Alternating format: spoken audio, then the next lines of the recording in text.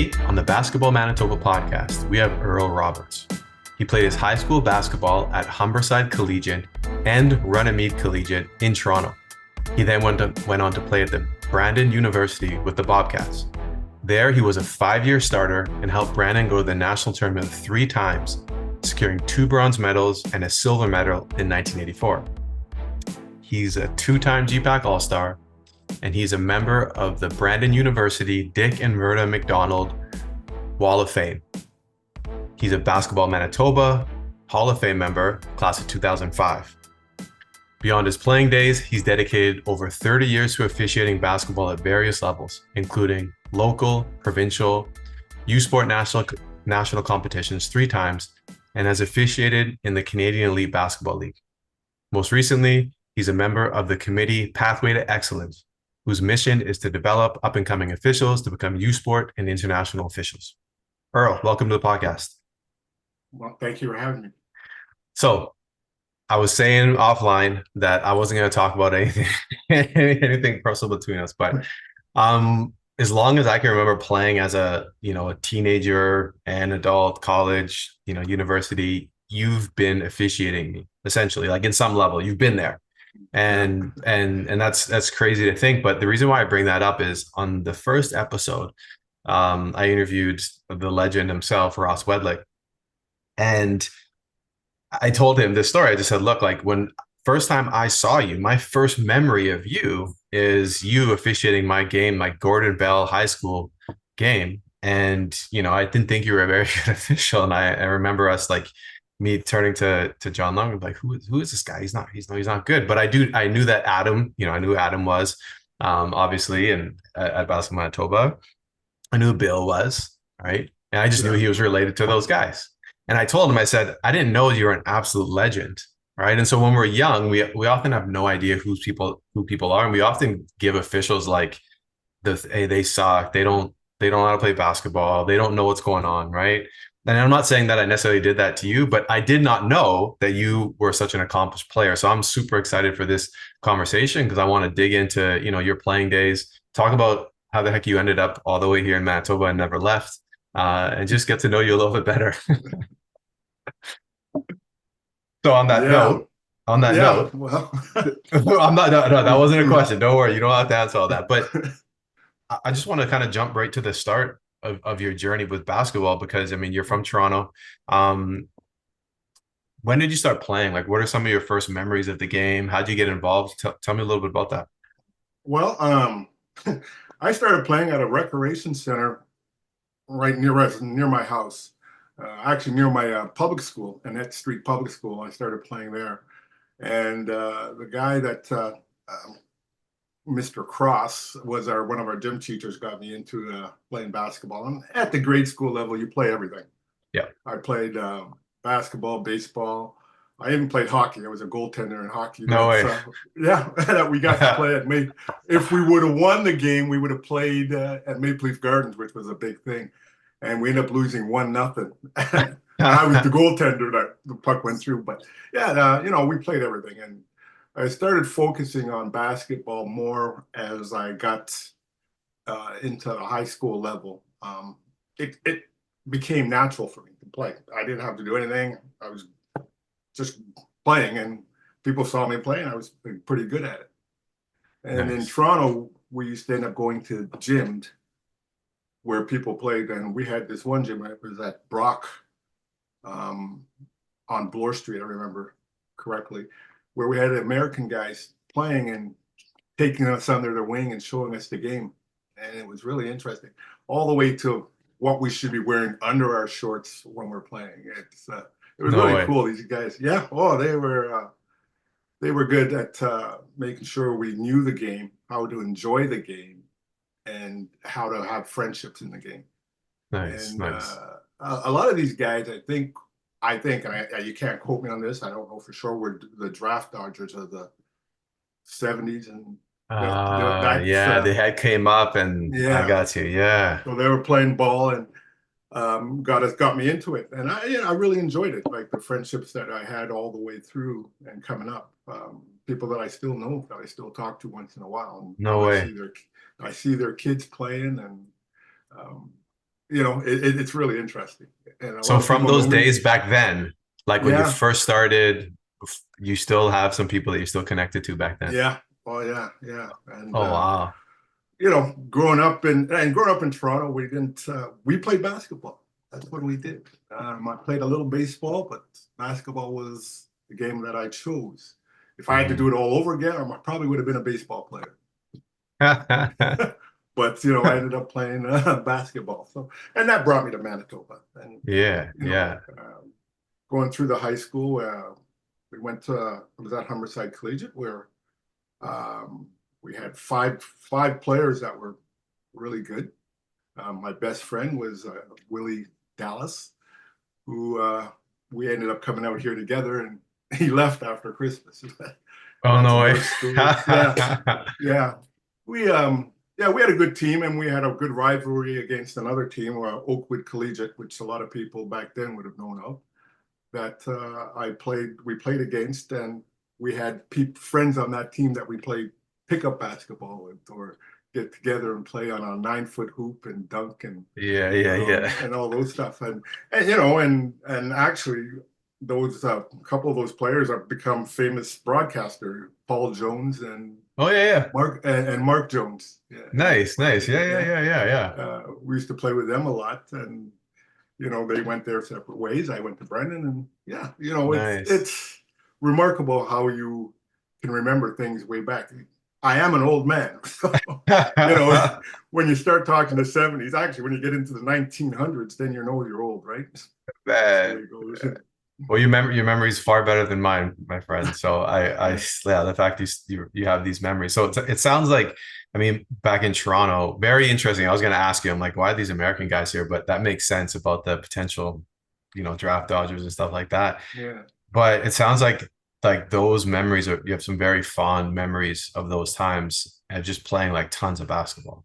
oh That's what yeah. I'm hearing. Like from what age did you start like with you said Mr. Cross there all the way up until like was this all the way up to high Uh, school before you left to Brandon, right? Like this, yeah, yeah, yeah. We had back. I would say I was 16, 14, 15, 16, somewhere in there. Started to play. Take it a little more seriously. yeah, Um, but my deal was I just love to play. Um, I had friends that would go down to George Brown College. There was the coach there. His name was Alex. Would take them and run them up hills and carry people on your back and do all that type of training. I did it a yeah. couple of times and said, "No, this isn't for me." I just want to I, play. yeah, put a ball in my hands. I'll run up and down all day long. Take the ball, and I don't want to do it. It's just not Yeah, what I want to do. So, um, that's all I did was play. And we played. We would play all the time. We started going down to George Brown College on Sundays as young kids, and on Sunday nights, that's where you had a lot of Americans, a lot of the university players come and play pickup during the summer, and it was excellent basketball. Excellent. imagine. Yeah, Yeah, and game went to 7, and you would not, if you lose, you might as well go home. You're not playing. You're done. There'd be 40, 50 guys on the sidelines. So as young kids, we would get there maybe about 1 o'clock and play 3-on-3 or whatever we could yeah, play yeah, yeah. until the older guys came, and then we'd say we got our team, so we'd be the first ones on the court. We got this team, and we'd get blown out, of course, and we'd have to leave. But sometimes they'd pick up some young guys. Some teams would, and I got fortunate. Sometimes I get picked up and got to play. And in this game, it was more or less offense calls his own foul. Oh man, You get yeah, fouled. yeah. However, if you call foul and the ball goes in, it don't count. You got to take it back at the top. Okay, yeah, And then everybody's a referee, right? of And course. when there's a controversy, they take it to the top. You should make it, take it. If you make it, so goes your way. If you don't, it goes the other way. Yeah, It became very, very, very competitive. I can Really imagine. competitive. Really competitive. Because and then again, you got 20, 30 guys on the sideline waiting to play too. Yeah, So, and it's the first one to 7. yeah, So it was fun, and you learned a lot. You learned how to play tough basketball, and you learn what to do and how to do Yeah. it. So when we get there at 1 o'clock, there was this guy that worked at George Brown. His name was Val Poznan, and he would show us the art of playing 3-on-3. Okay. An older gentleman, not not overly fast, can shoot the ball pretty good, Yeah. had a big rear so he can box you out, but he'd just roll off that screen and shoot. And he'd get three old guys, and we're young guys, and we're Yeah. trying to do all our stuff. And they just take their time, run off a screen, shoot, make it, take it. And they beat us all the time, all the time. And we'd extend so much energy. Yeah. Yeah. And these guys are just kind of walking, taking their time. And they were a little taller a bit, and they can grab a rebound, but so smart. And Yeah. that's where you learn how to play. It's the Yeah. 3-on-3. I've always said that. It's three on Yeah. three is where you learn. So For yeah, sure. the time in Toronto, when you go back and think about it, it was good. I really enjoyed it. It was Yeah. good, I can good times. imagine. Yeah. I mean, I can see in the background you got the Maple Leafs in the background there. So you still represent with the teams or what? Like the Maple Yeah. Leafs, the Blue Jays, obviously the Raptors. And the Argonauts, can't forget Argonauts, them. yeah. Yeah, Argonauts, Argos, yeah, yeah, yeah. You gotta. So you still pretty. You have some obviously some still. You said you still have some like people you talk to, so you have some strong connections back in Toronto. Yeah. So Oh yeah. Yes. yeah, Yeah. yeah. It And was it funny. and Okay. sorry, go ahead. No, what were you gonna say? Right. So some of the players that I used to play at Brandon with, like Marvin Russell, Courtney Bailey, some of those fellas there, all from Toronto too. Yeah, So yeah. you get to Rick Briscoe, get to remember those guys. You get to see those when I go back to Toronto. Nice, nice. Do you go back often?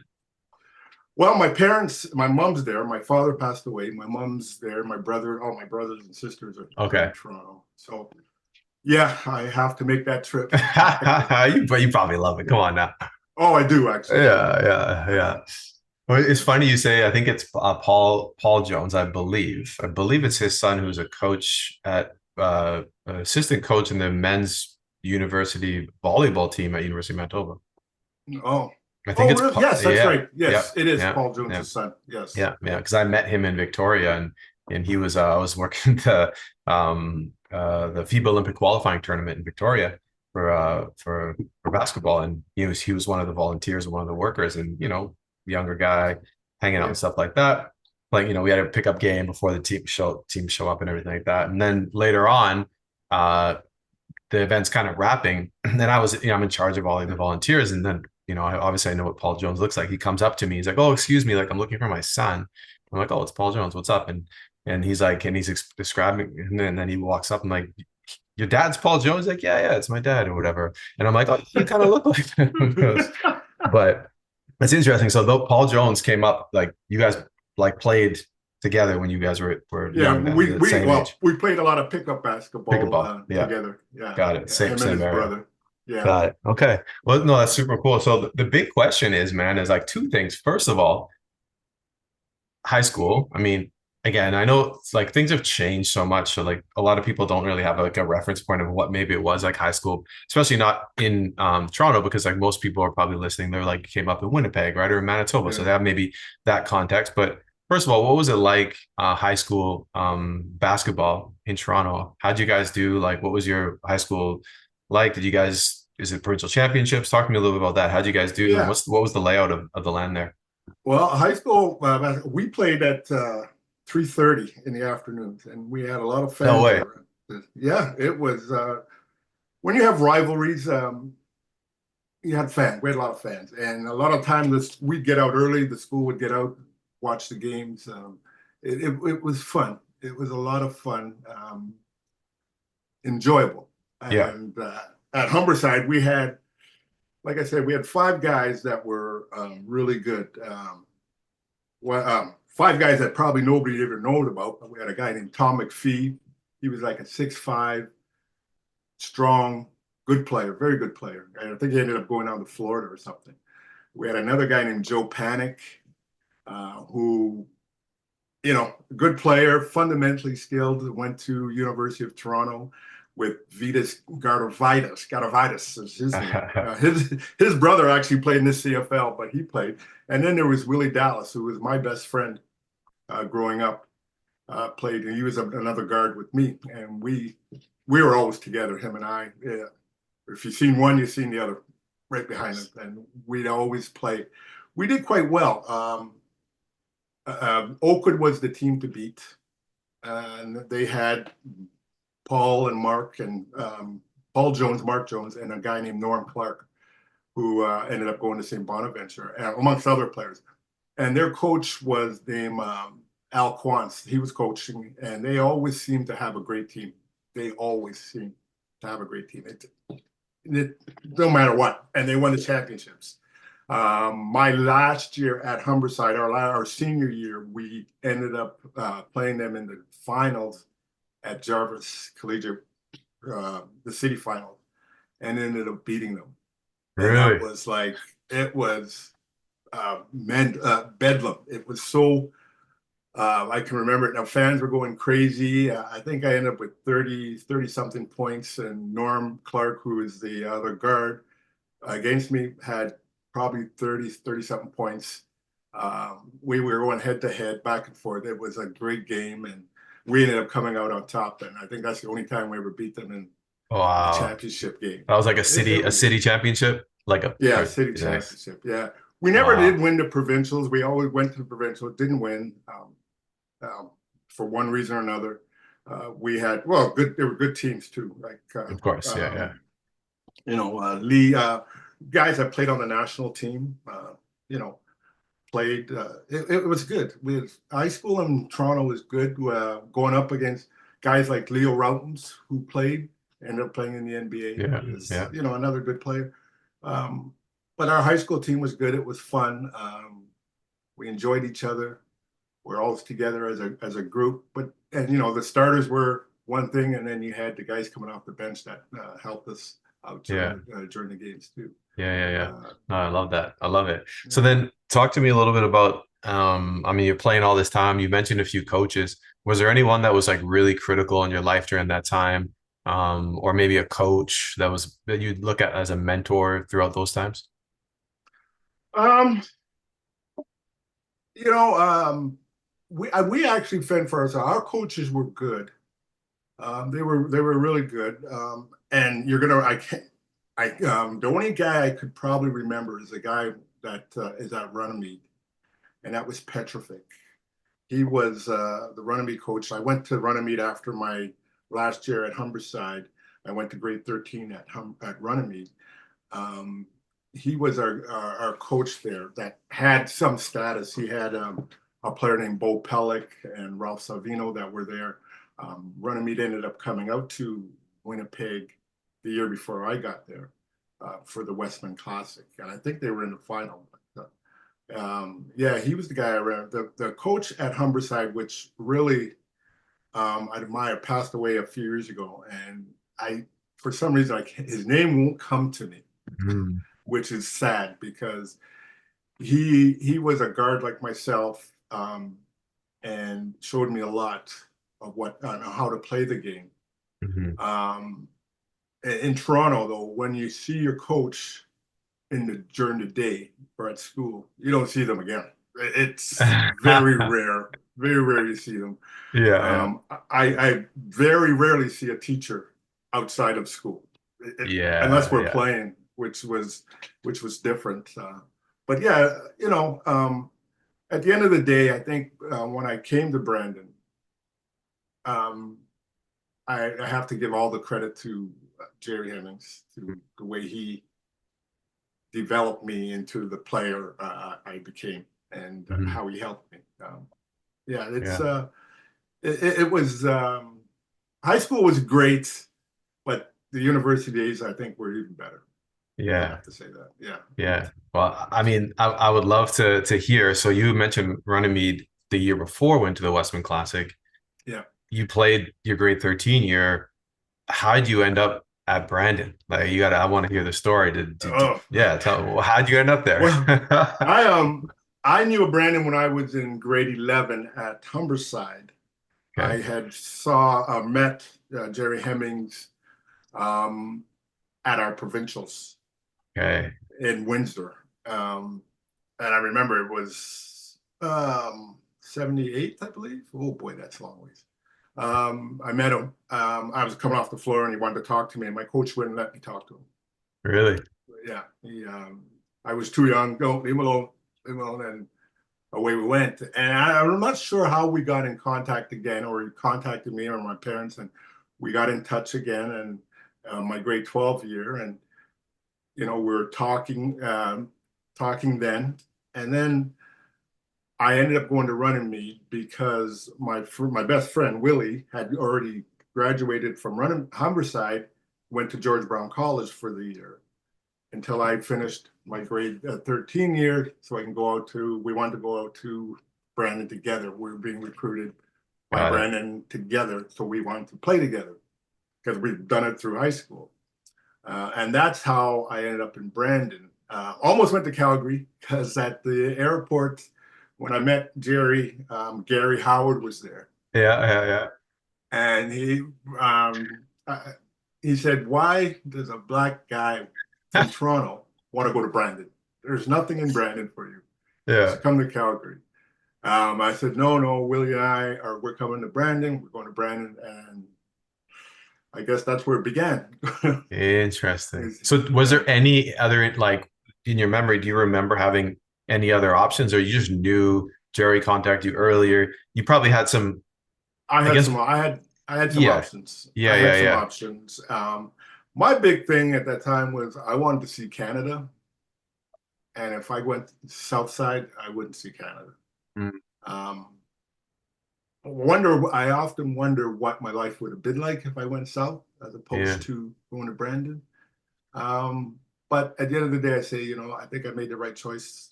This is where I should have been. This is Yeah. where fate took me. Yeah. Yeah. Because now 100%. I'm here, right? Yeah. 100%. Yeah. Okay. So just so I'm clear, you're at the airport going to Yeah. Brandon and the No, Calgary. I was meeting the coach. I was meeting Hemmings at the Oh, airport. oh, okay, okay. And then, Yeah. but the Calgary coach just happened to be there with Yeah. with No. Jerry, or he Yeah. and With he was like, Jerry. "Hey, come, don't Yeah. don't go there." Okay. Yeah. So Gary Howard used to be at Brandon before that. Ah, okay, He yeah, used to okay, coach at yeah, Brandon and moved out there. yeah. And Got it. yeah. So, Okay, okay. Very but interesting. Okay. one of the things that got me to go to Brandon too, they had just went to the national final the year before I got there with Jude Kelly and Fred Lee. Those guys went to the final actually, and Yeah, that's how I ended up in Brandon. yeah, Also, that was another factor. for sure, for sure. Yeah, I mean, and like you mentioned, kind of saying like, look, like Hemmings was a huge part of, making me the player that I became. Um, and I got got to interview Coach Hemmings, and I obviously had met him before.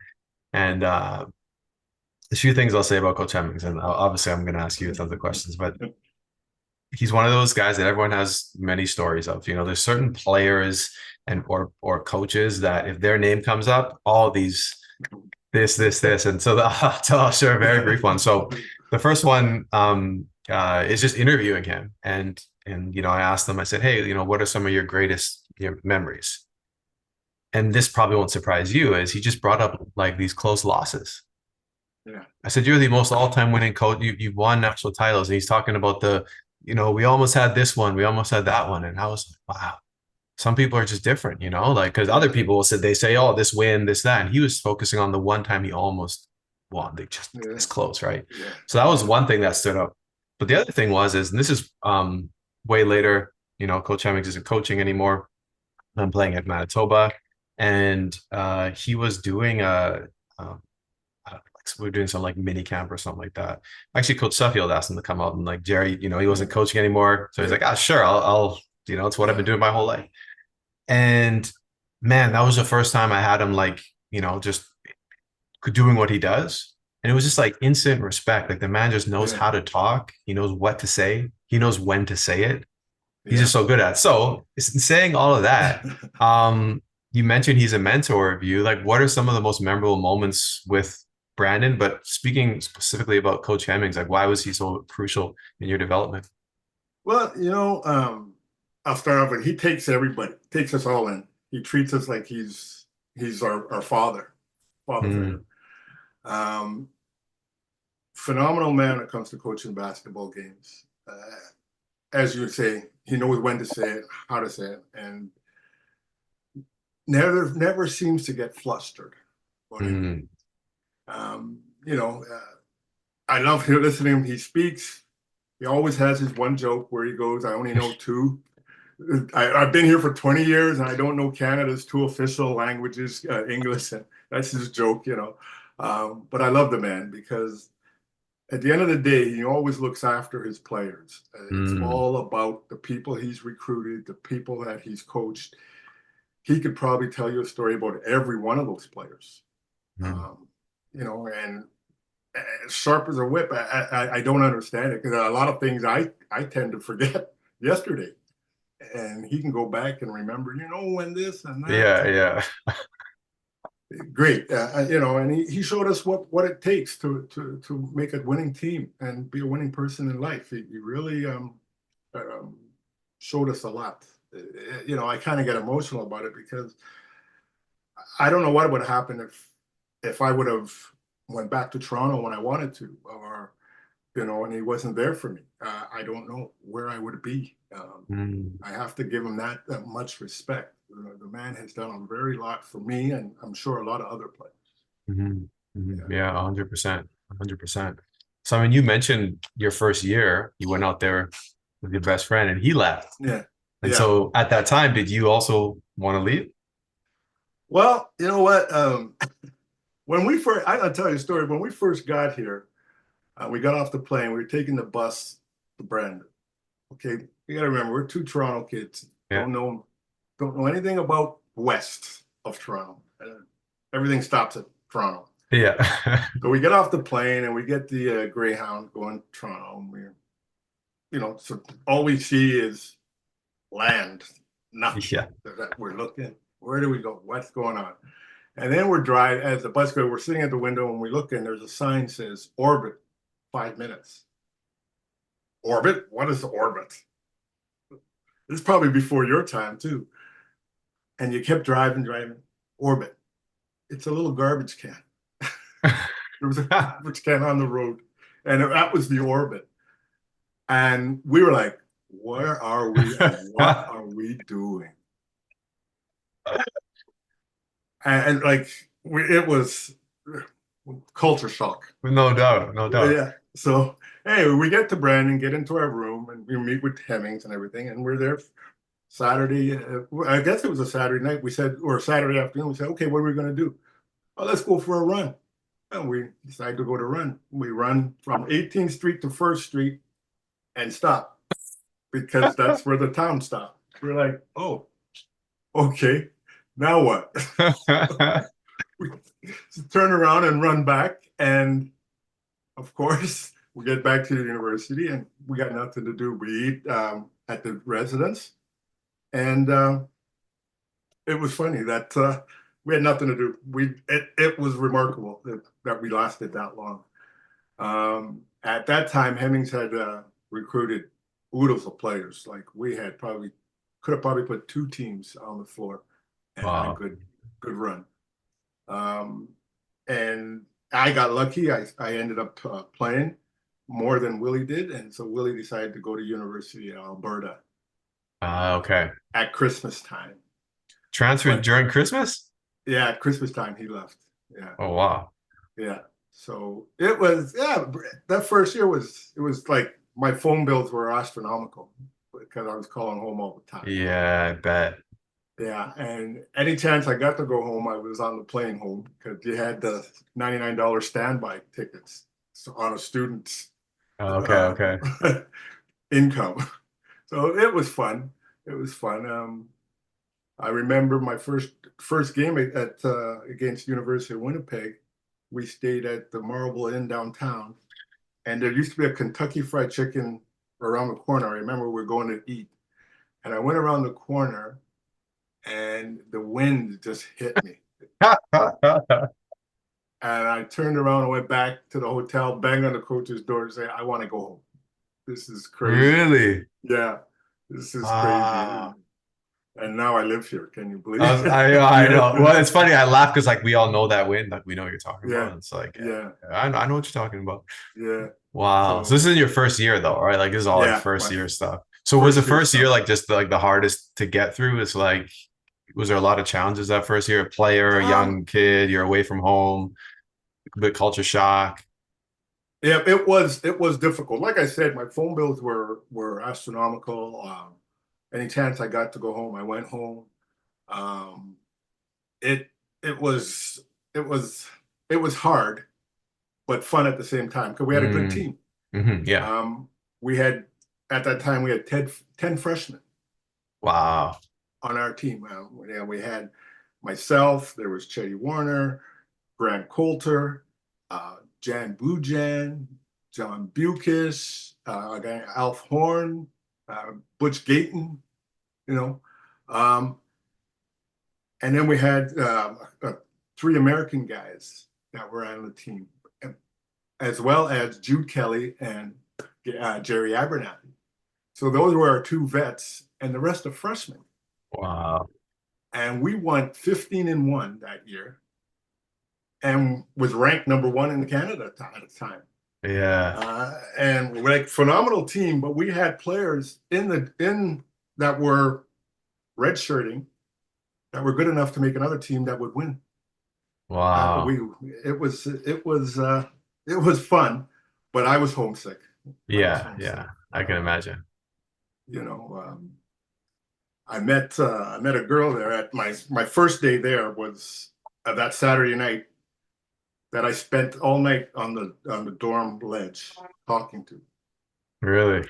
Yeah, we spoke all night just talking about differences and what I don't even remember what we talked about to tell you the truth, but she ended up becoming my wife down the road. No, Yeah, no way. so Come on. yeah, yeah, really, that was the first girl I met in First, Brandon. come on, man. You got to be kidding me. Yeah, no, Wow.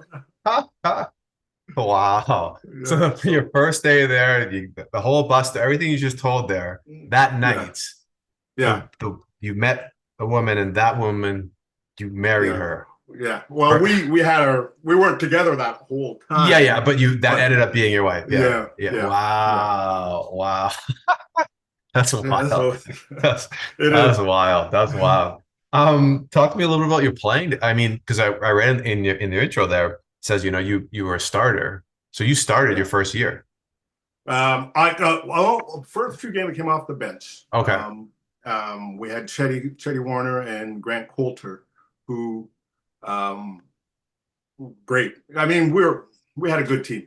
Our Yeah. guards was our team, and they played very well. And you know, we were all I don't even know how to explain it. All three of us could have played at any time, Yeah. anywhere Yeah. for Yeah. anybody.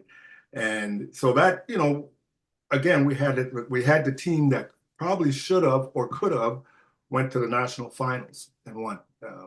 But it caught up with us in the quarterfinals. We were playing that HC Concordia University. I think we were up by 10, 15, maybe even 20 points in the first half and ended up losing by the same thing. Wow. Yeah, it finally caught up with us. We were all young kids Yeah. coming up, That's yeah. and yeah. So yeah, I started some games in that year, and Okay. some games I didn't. You So you played a it lot was an up though. and down. Yeah, Yes, I you're did. in the rotation. Yeah, Nice, nice. So then, obviously, I don't want to summarize your entire uh, you know, journey at Brandon is just like in one thing. So I'm curious, a few questions. So first question is what is the most memorable, moment or moment, I should say, uh, being a Bobcat? Like, what are some of the things that stand out to you, specific moments, or even just like, I don't know, no, well, experiences? yeah. Well, you know what? I remember playing against UW our first time. We had all kind of signs up about Bruce Enns, who was the coach at Brandon at Winnipeg. Yeah. And I never met the man, and I thought the way the posters were, and Jerry was good at getting a lot of people to do this type of stuff for us.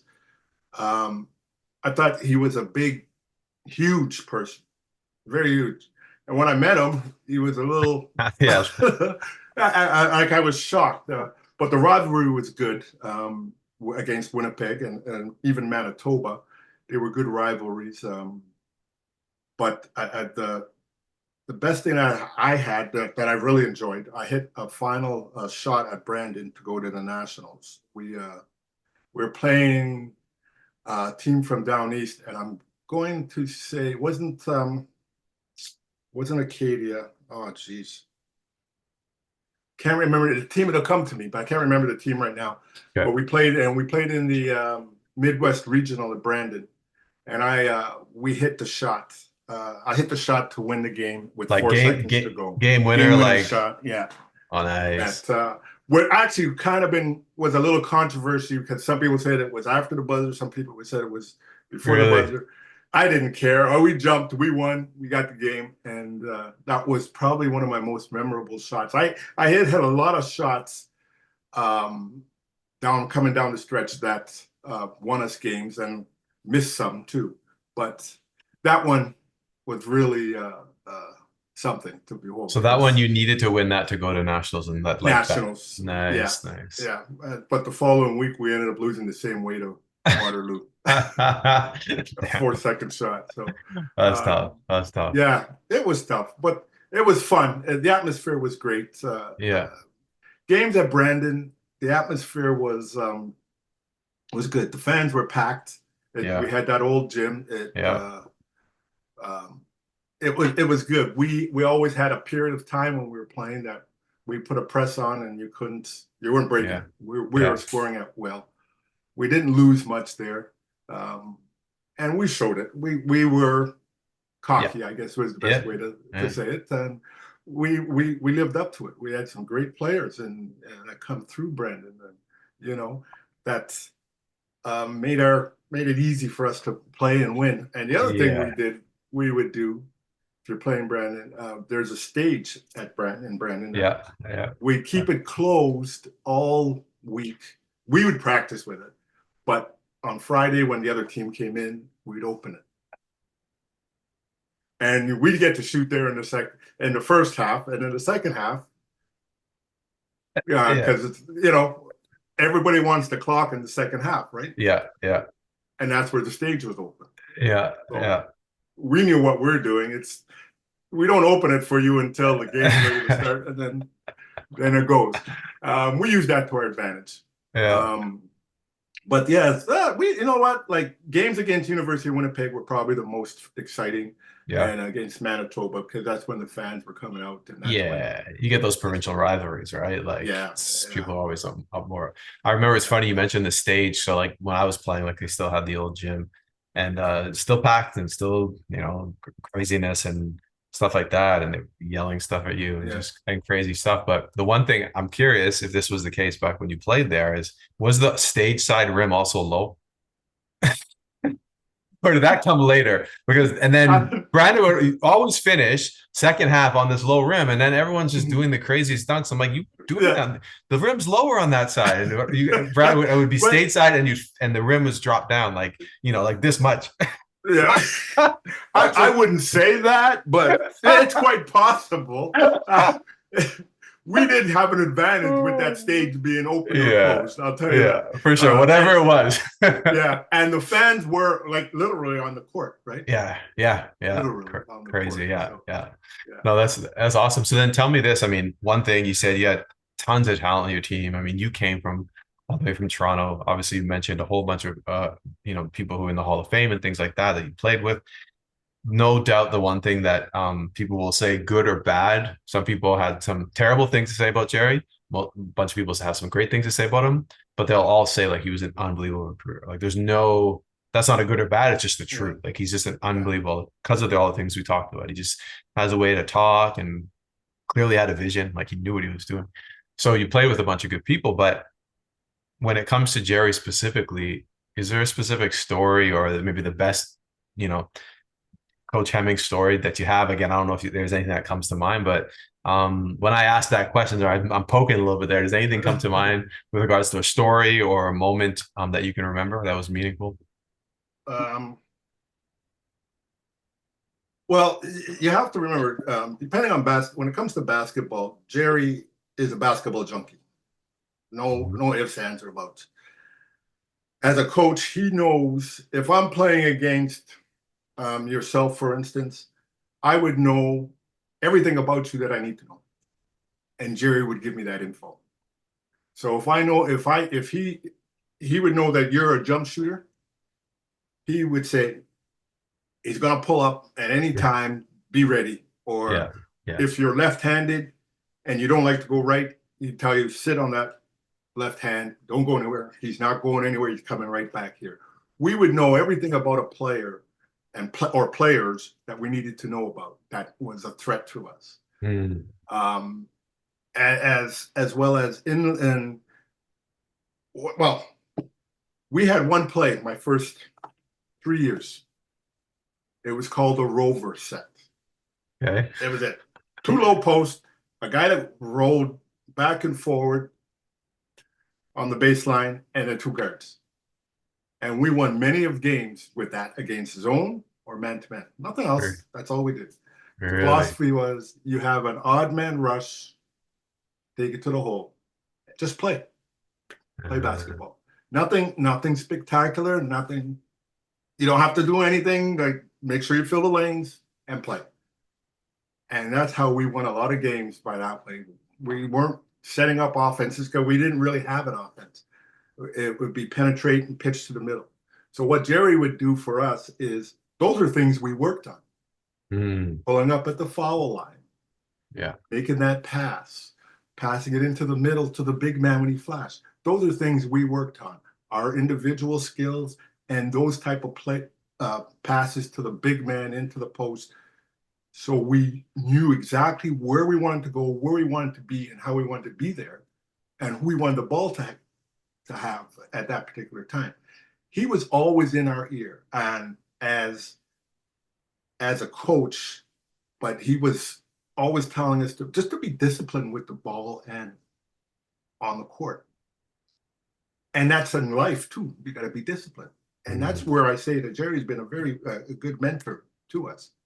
Not just me, but I'm sure there's a lot of other players that would say the same thing. So a favorite moment with Jerry would be, for me, would be one, trying to get out the gym before he catches me after a game to, to talk about the game. Jerry, like I said, he's a junkie. And after games, we'd talk about it, discuss it, and break it down. Really? Like he just pulled you, Yeah. like if you didn't leave, he'd like, hey, come, Oh hey, yeah, Earl, because come here real quick. Oh. yeah, yes, it was be Earl, come here. Come to my office. And then we look at the game. And that helped me too, right? I mean, I could talk about it and say I didn't want to do it, but it helped. It helped For me sure. become a better player. Of course. You're learning all the time and things you want to do. I don't have really one specific moment where he might have said anything to make it any better. So, I watched the plays that he's drawn up. The shot that I hit wasn't a play drawn up for me. It was drawn up for Jude Kelly, but that was covered, and I took it to where I needed to get to. Mm. Yeah, there's that. I've seen him mastermind different things, um, different against different coaches. I remember one coach, and I'm not going to mention the name because it's kind of bad in terms of putting a offensive player at the far end of the basket. I was gonna say this. Go ahead. You go ahead. Tell the story. I was gonna bring it up. Go ahead. So anyhow, it was 4-on-5. I'm not even going to mention the school because everybody can figure it out from The there. story's been told already, so I'll say it if you don't. So go ahead. Okay, all right. So it was against Winnipeg, and Yes. Eldon Aldridge, I think his name Eldon with the guy they put at the foul line at the other end. Every time Winnipeg scored, they'd sling the ball down to the other end, and he scored too. And it was just going. But now Brandon was up by I think 10, 15 points at the time. Yeah. So it became a trade-off, and I watched the coach on the sideline throw his jacket to the ground and not know what to do. Yep. Because, I mean, that's the first time I've ever seen that happen. What do you do as a guard? Myself, I'm like, okay, you pass the ball, do you drift back, or Yeah. you know, Yeah. it was odd, but it was hilarious too at the same time. Yep. Keep Yeah. dropping my earpod. At the same time, it was funny, but I thought that was a remarkable move. I've seen it done later at a high school game for the first Yeah. half, but then fail in the second half. Yeah. Yeah. But that was funny. That was the funniest thing I ever seen. That was the funniest thing I've ever seen a coach do. Also, Yeah. Yeah. I've heard this um, story told from the Westman perspective, and yeah, it was funny when it was told, and yeah, it's one of those things where even though it could be an effective strategy, especially when you're up, because it's like yeah, we'll just trade baskets then, and and yeah. and it's not guaranteed you're going to score on us every time 4-on-5 anyway, 5-on-4. No, So we yeah, will score every time almost we throw every it time. down. So it's Yeah, actually not a bad when you're up strategy, but it's like against the unwritten rules of the game. You know what I mean? yeah, It's kind of like yes, that's a you're kind of yeah, saying like screw you. So yeah, yeah, yes. But it was funny yeah. at the time. I Oh have to yeah, it's admit. funny now. I mean, Yeah. like I said, I heard it from the UW's side. The story, I I was dying laughing the whole time. Yeah, Like, this I'd is like great. to hear their perspective and what the players were thinking because you know I've never even asked them actually to tell you the truth what they thought about it at the time. It's Yeah, yeah. Well, I think so. If I'm not mistaken, the I'll tell the short version of the story, but yeah, because I heard it from Adam Woodlick actually, yeah, and so if I'm remembering correctly, Adam was a very young child on like there, yeah, and so I'm guessing like Bill would have been the coach at the time, yeah. He was, right? Exactly. yeah, And so Adam was, I think, water boy or something like that. I'm guessing, if what I remember, yeah, Adam's telling me the yeah, story though, and he yeah, was telling me that his dad was just losing, it's just like going crazy, and like, and that even the player that was on the other side was kind of standing, like there go down, and he's sitting there kind of close to yeah. this kind of Bench, kneeling there, waiting, talking a yeah, little bit of crap to him, and then they throw the ball, he'd dunk it, and then he'd come back and talk a little crap. That's what I heard. Now I was like, this is the yeah, greatest story ever. I'm like, because we yeah, all know Bill, who I got to interview, like a legend in his own right. yeah. He's a very animated person. And so he's Oh going yes. crazy. Had no, I would yeah, have he loved didn't to know. see it. It was funny. It was really funny. Like, Oh man. well, I don't know where Jerry got it from, but I like to this day, I'm like, what do you do? That's the thing. What do you do, right? Yeah, Just put a yeah, four-man zone on one side. yeah. Okay. Well, obviously, Brandon, I mean, many stories could come from there. What happened your last year? Talk to me about your last year, and then What how'd you guys last year? finish? Yeah. The last year, well, my fourth year, we ended up going to the national finals against Victoria. Lost to them by 7. They had a lot of graduating players. We were having everybody come back. So we figured, oh, this is our year. And, so went home over the summer, started working out and really getting in shape, saying, now, this is my last year. This is going to be it. Da, da, da. And then in about August, about June or July, I started getting calls from England to play because I was born in England. So Oh, okay. I have a British passport. And I got calls to come and play come and play in England. Um, at the time, I was saying, no, this is my last year. You know, I'm going to go out on with a win. Or we figured we've got this locked. Mhm. Uh, so in August, I was working out at George Brown College, and the George Brown College, Alex came and said, "Did you hear?" And I said, "What are you talking about?" He said, "Brandon just got put on probation." You're crazy. Nobody told me about this. I don't know. What are you talking about? Yeah. He said, no, no, really, really, really, you got put on probation. And a couple of weeks later, then I started to hear the news. The news came out that yes, Brandon got put on probation for some violations that I had no clue about what was going on. So, and then it said that we couldn't play in the nationals. Mhm. And I said, oh, that's not good. So I got back in touch with the people that were calling me from England and said, well, if I can't do this, then if I can't go for nationals, there's no sense in playing, Yeah. Brandon. So I said, I'll go to England. So I got on a team in England, Doncaster, um, for I get there in August. We're going to Europe to play a tournament in Germany. But we were practicing in England, and it was different. I mean, Yeah. when I say different, it was different. We had maybe 3 TV stations. The telephone calls were like all you heard is silence or and then you hear the person's voice. It basically said you were a long ways away from home because the Really? phone calls weren't clear, not like they are now. They weren't Yeah. clear at all. You couldn't hear anything. And I was Doncaster is north, so I was born in Bristol, England, and Doncaster is north. And when I left England, I was 6 years old, so I don't know Yeah. anybody there. Yeah. Yeah. Yeah.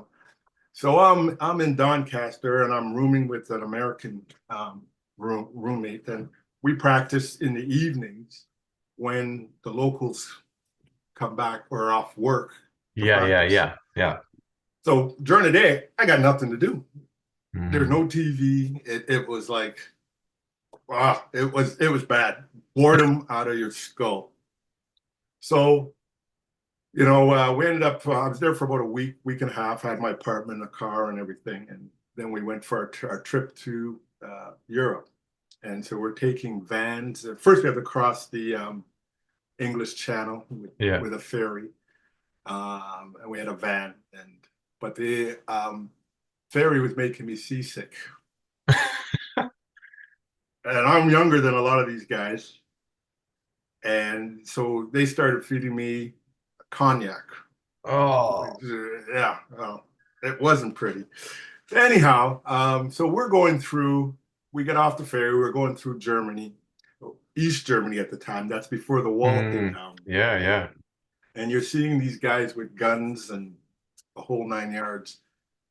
And I might have had a little bit too much to drink, maybe a little.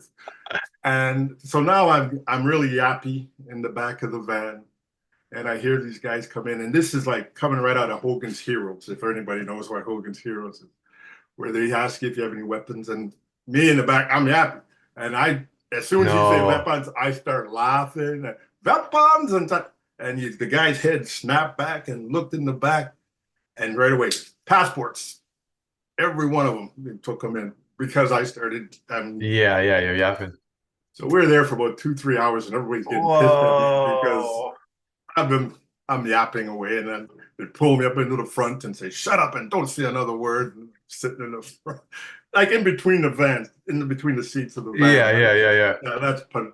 Anyways, we got through and we got to our first game, and we're playing, and we're playing. I'm playing well, and things are going great, and it was an experience that I've never had before, and enjoyable. But again, I was homesick and didn't want to be there. But we played. We played our tournament in Berlin against the Czechoslovakian team, and I think it went to double overtime. And it was a phenomenal game. And we ended up winning, and I won MVP of the tournament. Got a nice little stereo portable ghetto blaster, but it came apart. It was nice. It was really good. And came back, and then I got back to Doncaster, and it's the school year had started, and I was getting kind of antsy, and told the coach and the general manager, you know what, I got to go home. I'll come back after Christmas. I really didn't have any intentions of going back because Yeah. I was just bored out of my skull. So I came back home, came to Toronto, and my brother had gone to Jamaica and was coming home, and I guess we just missed each other. So he came. I had come home, put my bags down, jumped in a taxi with another set of bags, and went back to school in Brandon. Like I Went guess I back to packed Brandon. it. Yeah. And I guess my Wow. brother, he tells me, so he says, you know what? He's in love. That's why he's gone back down there. So, anyways, I ended up back in Brandon, and me and Kenny Fields at the time decided, well, we're going to play. This is our last year. We might as well finish it out because Brandon is not going to be eligible for nationals that year, and the next year they had to win to go to nationals Mm. before they started their run. So we played out that year. Would have been ranked number one again if we're eligible. We beat all. We had a tournament in Calgary and beat all the top teams in there Mm. handedly. We beat them, and that's when it was on CBC. And we're young kids, so we're number one, we're the best, Yeah, blah yeah, blah blah. yeah, yeah. But we couldn't play in the nationals because we had been Mm, suspended. So that was the unfortunate, and that was it. That was how my career ended at Brandon wow. as a player. Yeah, So since there was the suspend or the not suspension but the oh sorry I'm missing the word. What was it called? yeah. Probation. We put on Probation. Yeah, the probation. probation Yeah, thing. So were you allowed to play in like the GPAC final and then you just couldn't go on to nationals and second yeah, place? So you still played in the GPAC final yes. and but you couldn't go on We after couldn't go to that. nationals. No, Did you win GPAC? we won GPAC. So you won it and then just like that's it. That's it. We were done. We couldn't do anything Wow. else. And then the second, Yeah. who would you play? Was it Winnipeg, I'm guessing, or that year? I'm not even sure because at Or that maybe. time too, there was Lakehead was in our Oh, yeah, conference. Lakehead. Yeah, it was Lakehead, Yeah, Brandon, Winnipeg, Manitoba, and Regina. and Regina. Okay. Yeah, Okay. that was the old. It was called the wow, not GPAC. Yeah, GPAC. Yeah, it must have been. I think it was Yeah, you. yeah, Great Plains GPAC. Athletic Conference. Yeah. Yeah, yeah, Yeah. Yeah. Okay. That's crazy. Yeah, I didn't, for some yeah, reason, I didn't know about that. That's new, yeah, the probation. Okay. So that's how you finish it up. And so you're all done yeah. now. Basketball is behind you. You had played in England. So did you have any desire to go back to England after that or No, no? I no, I didn't. I had tryouts with the national team at that time, and also, and I would be playing with Patrick Jefferson, who's a Hall of Famer, Hmm. um, and we play full court one on one in Boissevain, Manitoba, because after Brandon, that's where I went to Boissevain, Manitoba, No way. and yeah, and we would play one on one because I was getting ready to go to national team or Okay. tryouts Yeah. with the national team, and kept trying to stay in shape. Ended up getting married in '87. Sorry, '88. Oh my goodness, can't forget that, right? '88, and then we moved to Winnipeg in 90, 91, 92. Yeah. In the meantime, though, I've been doing to supplement income, refereeing football and basketball, and I was a baseball umpire, doing all kind of things like that. So, and living in Boissevain, Manitoba. So, Oh, so okay, so rewind here. So Boys of Vain, is that where the lady's from? The yes, that's wife, where the it was. future wife Yeah, was from, and yeah, then okay, so that's why you're in Boys of Vain, and then you obviously were training to continue to play national team. But at yeah, that point, was it kind of just like decided you just didn't want to pursue any basketball after that? Like, what was the yeah. No. transition from going from being a player to now transitioning to like I guess non-player basketball player life? Well, it wasn't that difficult. I moved to when I moved to Winnipeg. I played on a team. Well, a lot of my former players like Frank Bojarski, Jan Bujan, John Bukish, they were playing with a team called a basketball team in the senior men's league. Um, and they were playing, and I didn't want to play with them because I know after each game, I know we'd be drinking a lot of alcohol. Mm, mm. So I stayed away from that and played with a team called the Starlighters, where Vic Pruden was coaching us, Okay, and yeah, yeah, we played with all the guys, Devin Daly, even Dan Becker played. yeah, yeah. So we had a lot of good players, and I played because I figured that would be my best way to stay in shape and to play. But that didn't work out so well. So the last time the national team sent me an invitation, I basically declined it. And Really? yeah, and that was started playing with the team that we called the Jars. And that's why I didn't want to say it before, because basically after each game, we would drink beer out in the back of the parking lot. No matter how cold it was, we were there. I mean, there were times where you'd open up the beer and it would just foam out because it was frozen. Yeah, yeah, I can imagine. Wow. Okay. So Yeah, the career, like the basketball went from obviously Brandon, the England experience, and then kind of just transitioned out of yeah, pretty quickly out of like yeah, taking it very seriously. So then the question begs, I mean, again, as I open up the podcast, like I've always known you as an official, talk about your whole story. Before that, how did you even get into officiating? You mentioned in Boys Event you yeah, were doing umpiring and everything like that. How did yeah. how did it happen? Yeah. Well, I started there. I started refereeing in Brandon and doing the rural towns and stuff like that in basketball. And I didn't really take it as seriously as I probably should have. And then when I came to Winnipeg, my first year in Winnipeg, or a couple of years, I coached at Daniel Mack Okay. as the JV coach, and went to a final against Todd McCullough and his team at oh, what's that school? Westwood. No, no, it wasn't West. Oh, where you were playing? No, where Todd McCullough played at. I can't remember the name. Oh, Shasbury. Shaftesbury. Yeah, Yes, Shasbury. Yeah, we played Shaftesbury in the final and lost to them. Not by lots, but we lost to them. And then I helped out Tony Scott at Daniel Mack coaching yeah, yeah, again. And then I started transitioning into the referee scene, doing senior men's games, and getting in that particular spot until I probably did my first university game 1999 okay, in that era there, and started moving into that more U sport game. But I've been doing the high schools and getting my feet wet there and moving on. yeah, Um, One guy that really had a lot to do with that was Phil Sams. yeah. Shout out A Phil. good, yeah, yeah, Shout out. probably my best friend right now, Yeah. um, amongst Devin Daly. But he, when I first met him, I didn't like him. You Um, probably weren't the first person to say that.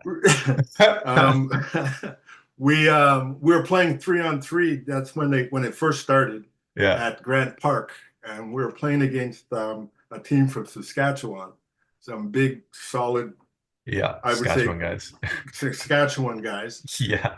and they were beating me up, and Phil wouldn't call a thing, and I probably threatened to go after him a couple of times, and Devin kept me back, and things have transformed over. But he got me into the refereeing scene, more of taking it more seriously than anything else, and through his mentorship and help, I became a fairly good referee. I like to think, anyways.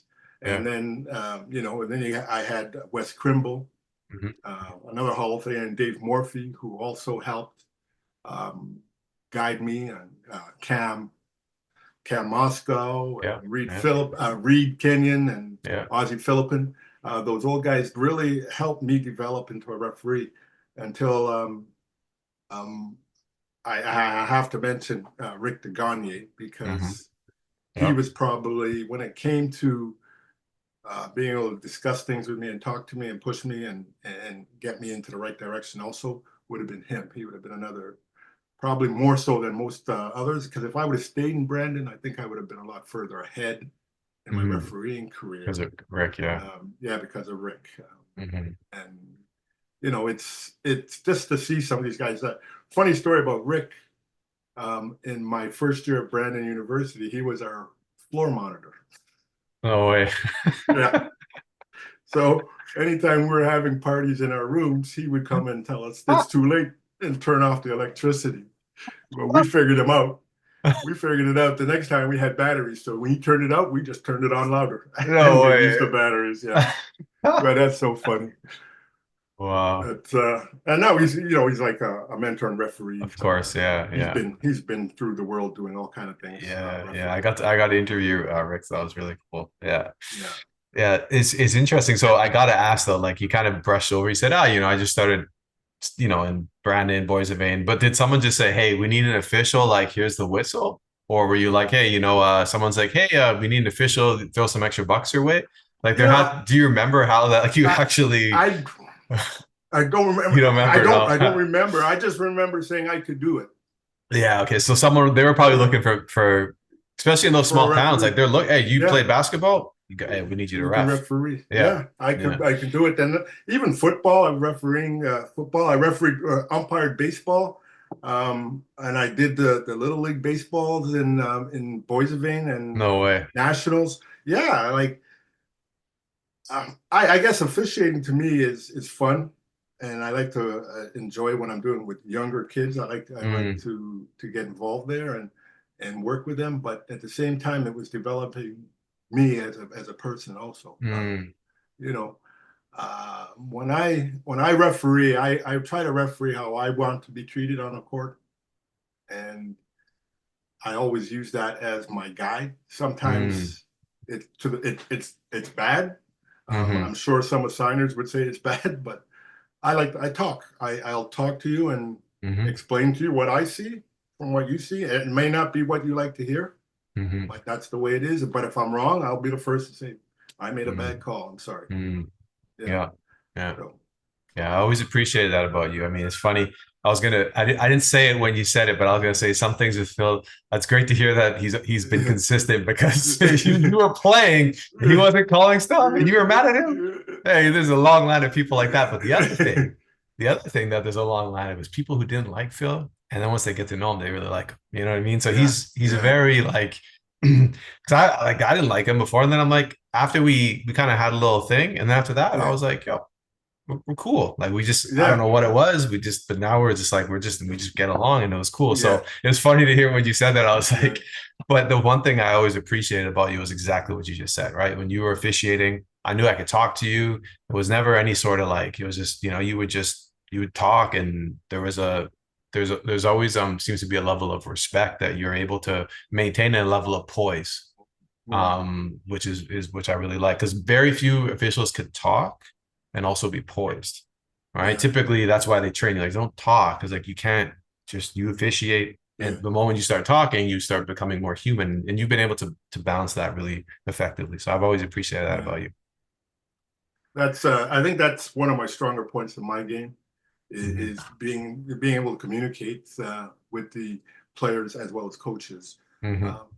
Again, growing up, Wes Crimble was probably one of the best at doing that.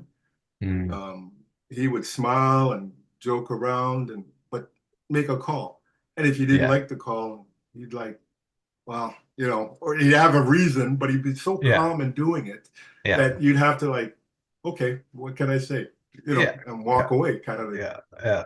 And he's probably sitting over there laughing at you, but Yeah. you got your answer, and that was Yeah. basically it. Yeah, yeah, yeah, for sure. So, I mean, we talked before we went live there, and I was asking just kind of about your future and everything like that. And you said, "Hey, like I'm on this pathway to excellence, this committee where you talked about your experience because everyone that I interviewed that's been an official, like it's always like wild, wild west. Like I had some Yeah, people help me out here, and I did a bit of this, and even the reads and all that. Like it wasn't a yeah, clear pathway, but it sounds like this committee here is trying to develop and establish these foundational stepping stones to get people who want to take advantage of that kind of up to the higher levels. Can you tell me a little bit more about that? yeah. Basically, what we're trying to do is younger officials are people that want to become better or are identified as a good official refereeing and coming up from the WNBA or Mm-hmm. just doing high school games.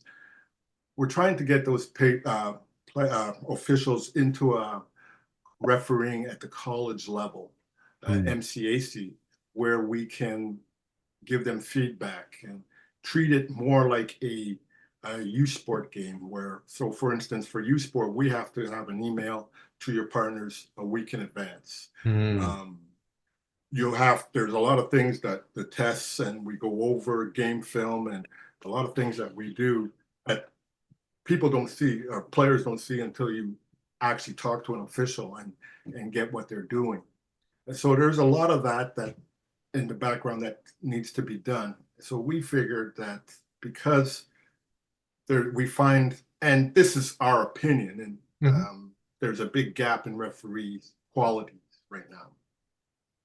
And you start thinking about who are the next youth sport officials, who are the next top officials.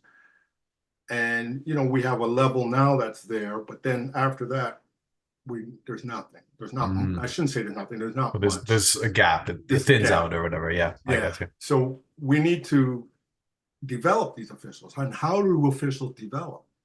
Well, they go to camps.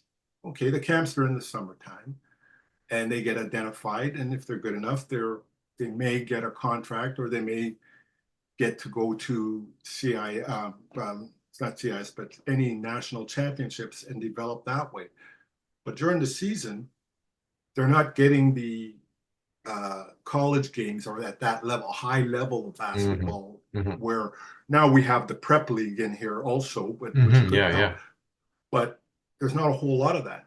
So Reed, I guess, and I'm not sure who he's with, came with the brainchild to let's start developing these officials. Let's give back. So I know myself, I'm close, I'm on the other side of the mountain climbing down or rolling down, I guess.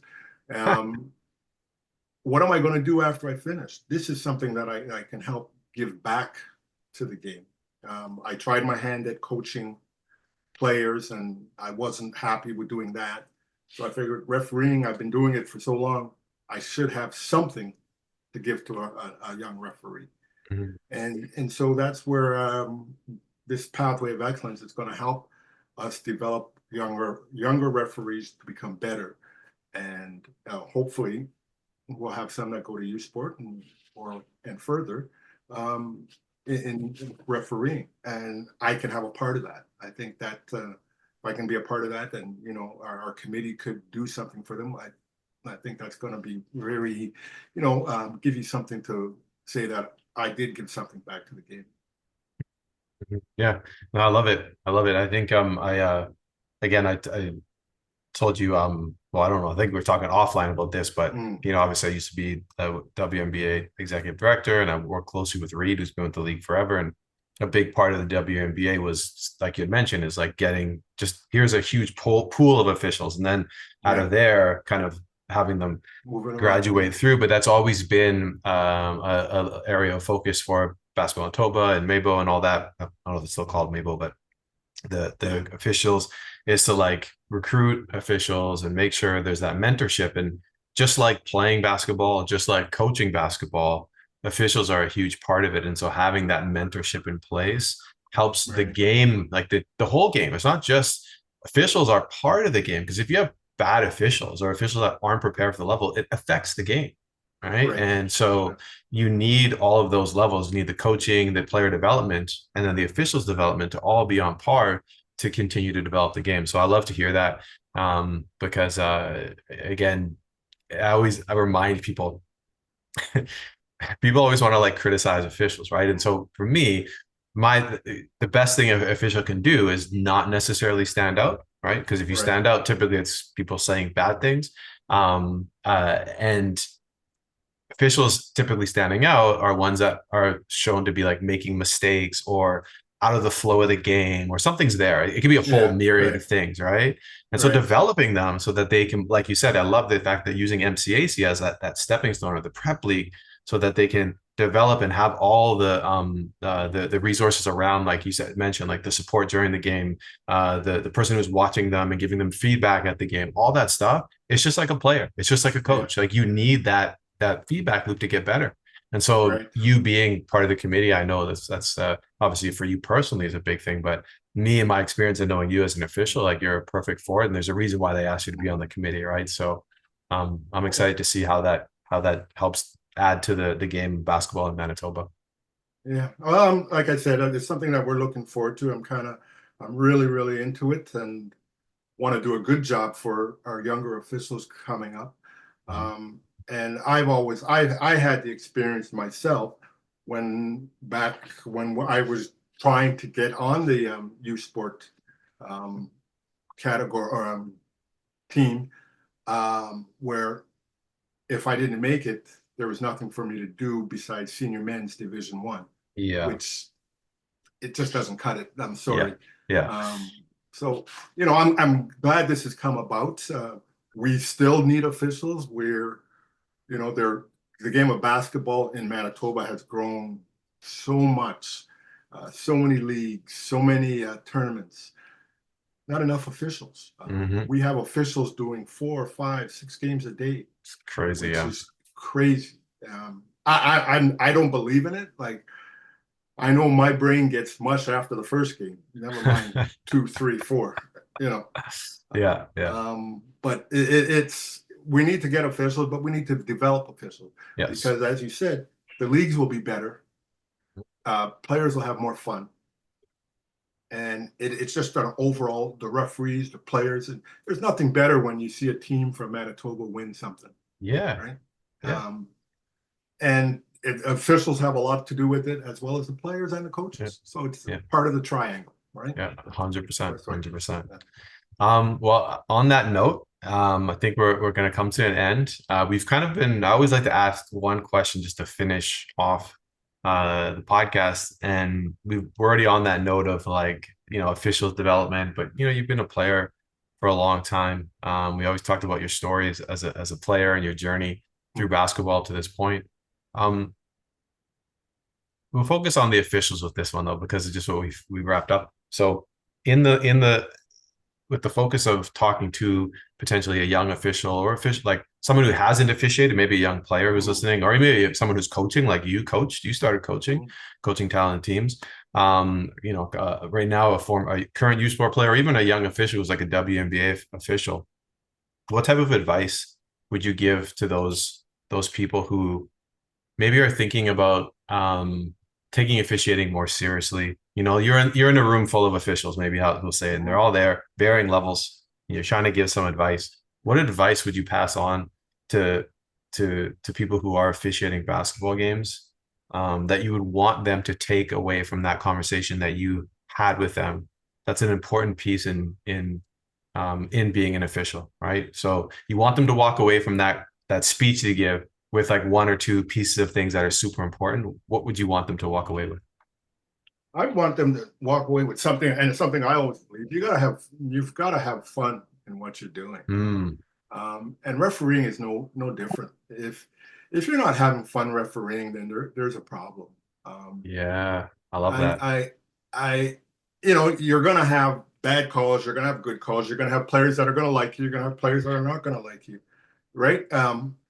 But at the end of the day, when you get between those lines, you have a job to do. Enjoy what you're doing Yeah, and leave it there, right? So once the game's over, everybody's going to back to work or wherever they're whatever they're doing, and you may have friends, you may not have friends. But if you treat everybody the same, you will have friends off the court. They will come mm, up to you and say, "Hey, you did my game." I've had players honestly come to me and said, every time you referee me, you don't like me, you hate me. And I say to them, says, you know what? I'm going to tell you, and I'm sorry I'm telling you this, but you're not that important to me, right?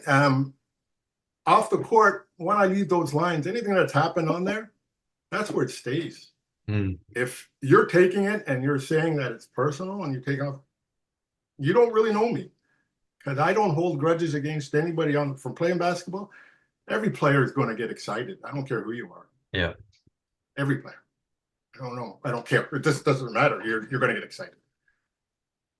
It's how you deal with it. Like I can get excited too, and there's times I get angry. And I remember coming into the University of Winnipeg playing or refereeing a game at 9 in the morning, Division One. First thing I tell them, I said, guys, I was out last night, I had a hangover, got a headache. So I blow my whistle, don't want to hear nothing from you. Not a yeah, word. Don't even say good call, bad call. Best games you ever have. They just run up and down the court. yeah, Nobody yeah, says yeah, nothing. Then there's times I come in, I'm full of jokes and laughing, yeah, and let's go. Let's have fun. yeah. At the end of the day, you got to have fun. If you Mm, don't have fun, um, you're doing the wrong thing. To me, that's the way I believe it. The other thing is work hard. Players see you work hard, they're gonna enjoy that more. yeah, If you're not working hard for the game, you're not doing the game any justice, and you're not doing the players any fun, anything. You're not helping the game out. So have fun and be respectful. That's it. What can you yeah, do? yeah, Respect goes a long way. yeah, Um, you yeah. know, That's bang on. yeah. Uh, Those are the things you need to get out of basketball referees. mhm. You got to get the respect, have fun, work hard. Yeah.